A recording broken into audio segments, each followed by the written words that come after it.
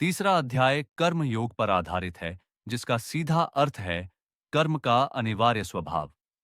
इस अध्याय में भगवान श्री कृष्ण यह स्पष्ट करते हैं कि कर्म यानी कार्य हर व्यक्ति के जीवन का अभिन्न हिस्सा है।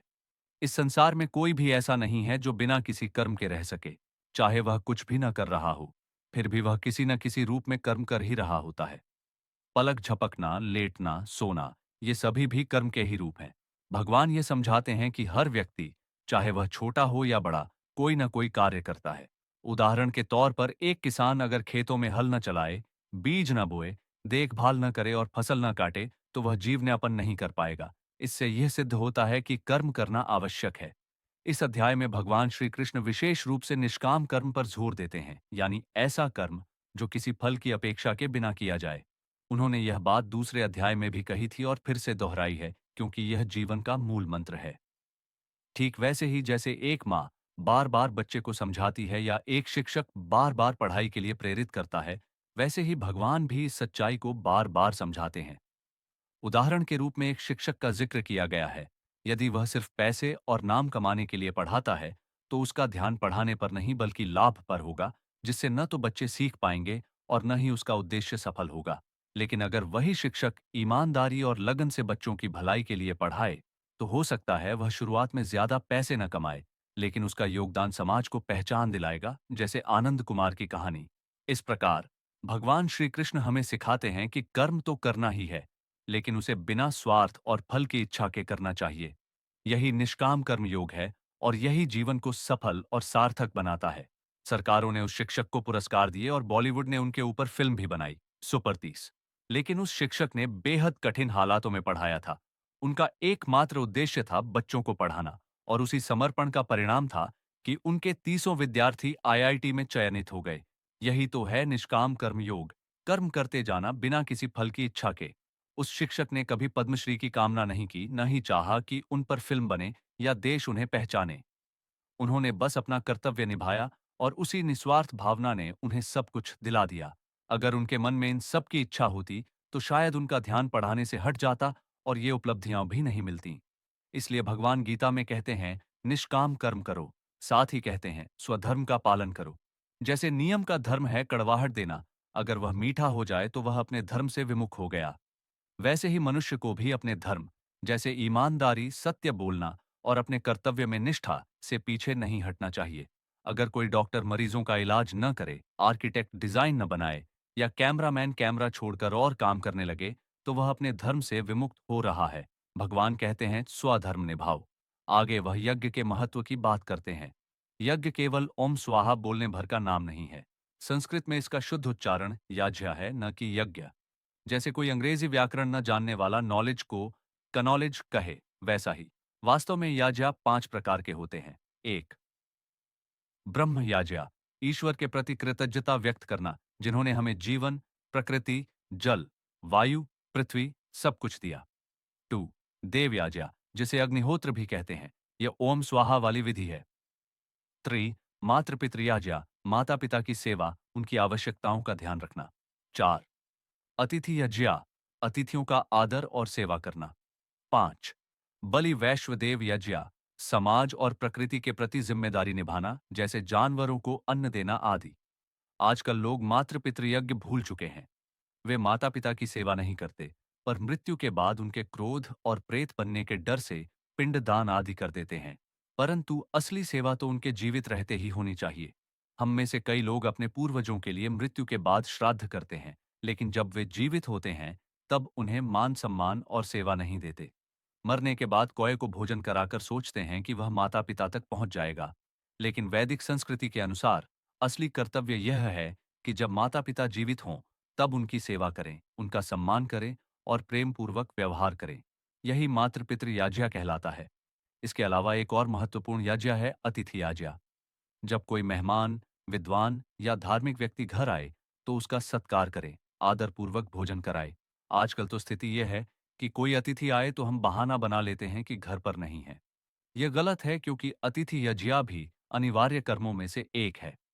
फिर आता है बलिवैश्वदेव यज्ञ, जिसमें हम जीव जंतुओं जैसे चींटियों, गाय, कुत्तों, पक्षियों आदि को अपने हिस्से से कुछ भोजन या पानी देते हैं। यह दया और सहयोग की भावना से किया जाता है। ये 5 यज्ञ, देव यज्ञ, अर्ष यज्ञ, पितृ यज्ञ, अतिथि यज्ञ और बलि वैश्व देव यज्ञ हर मनुष्य के जीवन में अनिवार्य माने गए हैं। श्री कृष्ण कहते हैं कि जो व्यक्ति इन यज्ञों के बिना भोजन करता है, वह वास्तव में पाप का भक्षण करता है। यदि हम अपने माता पिता को न पूछें, न खिलाएं और सिर्फ अपने बच्चों और खुद के लिए पकाएं, तो वह भी पाप की श्रेणी में आता है। जिस माँ ने जीवन भर हमें खिलाया, अगर हम उसे भूला दें, तो उसका कोई मूल्य नहीं। श्री कृष्ण कहते हैं कि ये यज्ञ मानव जीवन के सबसे श्रेष्ठ कर्म है। बाकी सभी कर्म इनके बाद आते हैं। इसके अलावा भगवान हमें चेतते हैं कि हम अपरिग्रह यानी आवश्यकता से अधिक संग्रह से बचें। अगर हमें केवल 10 कपड़े पहनने हैं, तो 100 कपड़े इकट्ठा करके रखना संसाधनों की बर्बादी है। इसी तरह जरूरत से ज्यादा खाने से भोजन नाली में जाता है, जबकि उगाना कितना कठिन है। इसका मतलब यह नहीं है कि भगवान हमें दरिद्र या भिखारी जैसा जीवन जीने को कह रहे हैं, बल्कि वे संतुलित जीवन की सलाह देते हैं। जितनी जरूरत है उतना लो, व्यर्थ संग्रह मत करो। जरूरत से ज्यादा लेना और फिर उसे फेंक देना, यह भी एक प्रकार का अपराध है। यहाँ जो विचार व्यक्त किए गए हैं, उनका भाव इस प्रकार है। हमारे पास जब कुछ अतिरिक्त वस्तुएं होती हैं, तो हमें उन्हें देखकर संतोष की अनुभूति होती है। लेकिन यही चीजें बाद में हमारे लिए दुख का कारण बन जाती हैं, क्योंकि उनका कोई वास्तविक लाभ नहीं होता। हम सिर्फ अपने अहंकार को संतुष्ट करने के लिए उन्हें जमा करते हैं। इसका परिणाम यह होता है कि हम अपने भीतर के संतुलन को खो देते हैं। इसलिए ऐसा व्यवहार न करने की सलाह दी गई है। इसके बाद बात की गई है आत्मनियंत्रण और आत्मसमर्पण की। आज के समय में हमारी इंद्रियों पर नियंत्रण नहीं है। उदाहरण के लिए, अगर किसी को डायबिटीज है, तो डॉक्टर के मना करने पर भी वह मीठा खा लेता है। जैसे ही गुलाब जामुन सामने आता है, वह यह जानते हुए भी कि इसका नुकसान होगा, खा लेता है। इसी तरह सिगरेट के पैकेट पर चेतावनी होने के बावजूद लोग उसे पीते हैं, क्योंकि उनमें आत्मनियंत्रण नहीं है। फिर एक उदाहरण दिया गया है शेर का। भले वह कितनी भी भूख से परेशान हो, वह घास नहीं खाएगा, क्योंकि वह जानता है कि वह उसके लिए नहीं है।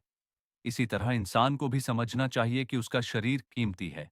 जैसे हम गाड़ियों में सही ईंधन डालने के लिए बेहद सावधान रहते हैं, वैसे ही शरीर में भी सही चीजें डालने के प्रति सतर्क रहना चाहिए। लेकिन हम खुद के शरीर के साथ उतनी गंभीरता नहीं बरतते। इसलिए भगवान कहते हैं, आत्मनियंत्रण जरूरी है, और आत्मनियंत्रण शब्द में ही इसका रहस्य है। जब हम आत्मा पर ध्यान देते हैं, तो नियंत्रण स्वतः हो जाता है।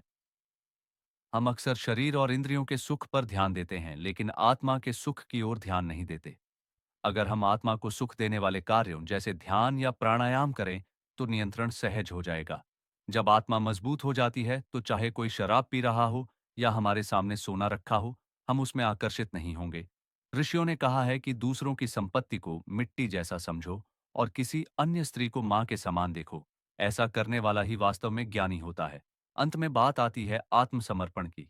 भगवान श्री कृष्ण अर्जुन से कहते हैं, तू जो भी करता है, खाता है, देता है, यज्ञ करता है, तप करता है, वह सब मुझे अर्पित करके कर। जब हम ये भाव रखते हैं, तो हमारे कर्म पवित्र हो जाते हैं और हम पापों से बचे रहते हैं। संक्षेप में, अतिरिक्त चीजें हमारे अहं को तृप्त करती हैं, पर अंत में दुख देती हैं। इंद्रियों पर नियंत्रण न होने से हम जानते हुए भी हानिकारक चीजें करते हैं। आत्मनियंत्रण आत्मा पर ध्यान देने से आता है। जब आत्मा जागरूक होती है, तो पाप और प्रलोभन से बचना आसान हो जाता है। अंततः अपने सारे कार्य भगवान को समर्पित करके करने चाहिए, जिससे जीवन पवित्र बनता है। यहाँ दिए गए भाव को सरल और संक्षिप्त भाषा में इस तरह से परिभाषित किया जा सकता है। आजकल हमारे यहाँ भगवान को भोग लगाने की परंपरा है। उन्हें स्नान कराना, उठाना, सुलाना, आरती करना और फिर भोग अर्पित करना। ये केवल एक धार्मिक रस्म नहीं है, बल्कि इसके पीछे एक गहरा संदेश छिपा है। जो हम खाते हैं, वही पहले भगवान को देना चाहिए। जब हम इस भावना से भोजन करते हैं कि पहले भगवान को अर्पित करना है, तो हम स्वाभाविक रूप से कुछ भी गलत या अशुद्ध नहीं खाएंगे। ना मांस, ना शराब, ना कोई मादक पदार्थ। लेकिन अब हमने इसे एक दिखावे का रूप दे दिया है। खुद तो मांस खा लेते हैं और भगवान को दूध का भोग लगा देते हैं। यह सिर्फ दिखावा है। भोग लगाने का मतलब यह नहीं कि भगवान भूख से पीड़ित हैं, बल्कि इसका उद्देश्य था कि हम जो भी खाएं, उसे पहले भगवान को अर्पित करने योग्य बनाएं। जब हम इस विचार से जीने लगते हैं, तो हमारी आदतें शुद्ध और सात्विक हो जाती हैं। यह भोग की प्रक्रिया आत्मसमर्पण का एक माध्यम है। यह मानना कि जो कुछ भी है, वह भगवान की कृपा से है। लेकिन आज इंसान में मैं का भाव बहुत प्रबल हो गया है। मैंने यह किया, मैंने यह कमाया। यह अहंकार ही हमारे दुख और तनाव का मूल कारण है।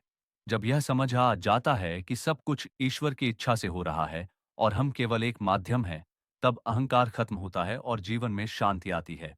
कर्म योग हमें यही सिखाता है, निष्काम कर्म यानी बिना किसी फल की इच्छा के कर्म करना, साथ ही स्वधर्म यानी अपने कर्तव्य को पहचानना और निभाना। धर्म का मतलब किसी मजहब से नहीं है, बल्कि जीवन में जिन मूल्यों को अपनाकर हम ऊंचाई पर पहुंचते हैं, वही धर्म है। किसी के पास शक्ति है तो लोगों की रक्षा करना उसका धर्म है। किसी के पास ज्ञान है तो पढ़ाना उसका धर्म है। जीवन में 5 यज्ञों का पालन आवश्यक है। देव यज्ञ, ब्रह्म यज्ञ, मातृ पितृ यज्ञ, अतिथि यज्ञ और बलि वैश्वदेव यज्ञ। यदि हम इन्हें निभाएं तो जीवन में सुख शांति स्वाभाविक रूप से आएगी और हम किसी अंधविश्वास या पाखंड में नहीं उलझेंगे। इसलिए कर्म, आत्मसंयम और आत्मसमर्पण, यही है कर्म योग के मूल स्तंभ। धन्यवाद।